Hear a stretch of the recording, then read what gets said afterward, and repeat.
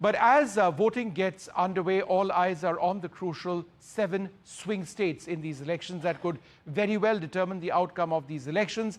From Florida to Pennsylvania, these battlegrounds are teetering on a knife's edge, with every vote carrying monumental weight. Will familiar faces emerge victorious, or will we see upsets? Who will be able to sway the majority of 93 electoral votes up for grabs in these 7 states?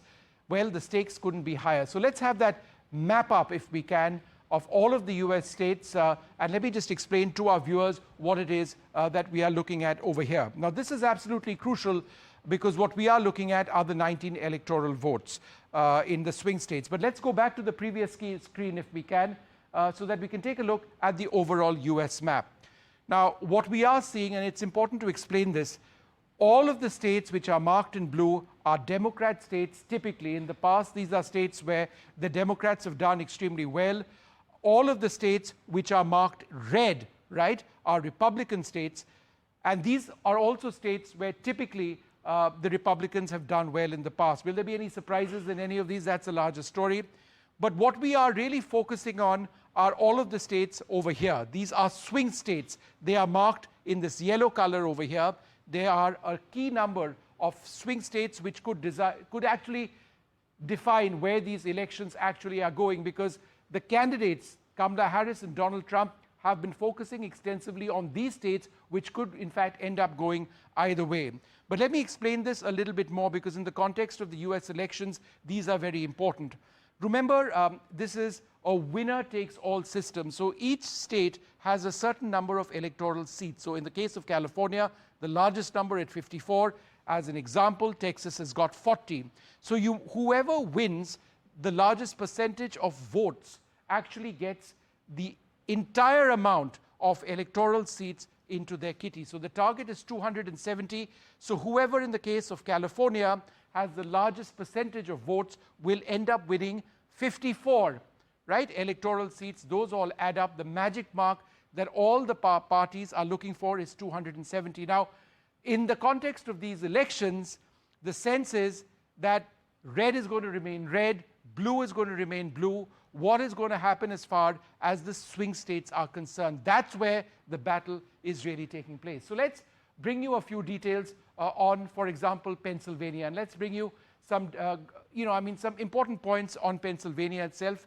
19 electoral votes which are there in the state of Pennsylvania. So let's actually just give you a few more details on this. Now, it's been a blue state since 1992, but it's important for a couple of important reasons. And I'm going to try and tell you what those reasons actually are. It has flipped 116. But that's not where it's actually expected to be this time around. So in terms of Philadelphia, what we are looking for is this. Now, it is particularly important in the context of the US elections, particularly this time around. Why? Because of electoral votes. As I mentioned, 19 electoral votes make it one of the states with the highest number of electoral votes among swing states. This count is significant in the race to 270. There are important historical voting patterns over here. The state has a history of predicting the national winner with an 80% success rate, indicating that it has a bellwether status. It's also part of the blue wall alongside Michigan, Wisconsin, which are traditionally Democrat-leaning states that Trump won in 2016, where he broke this trend. So there's also a great deal of demographic diversity in Pennsylvania. So where Pennsylvania actually votes might have an important sort of bearing as where these elections are going. Let's bring you another state now, which is the state of Georgia, which is another absolutely key state. It's a swing state. There are 16 electoral votes up for grabs over here. What are some of the key issues in Georgia? Let's bring those up in our graphic points. The key issues over here are for Donald Trump. He faces allegations of poll interference over here. So that's something which he's going to have to fight off. There are 6 lakh Asian Americans. Indian Americans are the largest group in this particular state. The key issues are of immigration, healthcare, and housing costs. So that's an important state over there. And let's just take a look at one more state. And there are 7 swing states, but for the moment, we'll just focus on 3.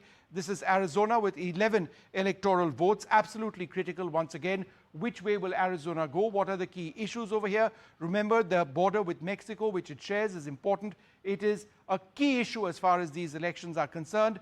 There are 3.5 lakh Asian American residents over here. So from an Indian standpoint, that's something that we'll be looking at. Now, what has Donald Trump been promising? He's been promising mass deportations if he is re-elected as President of the United States. So that's something that we're going to actually look very, very closely at in terms of a swing state.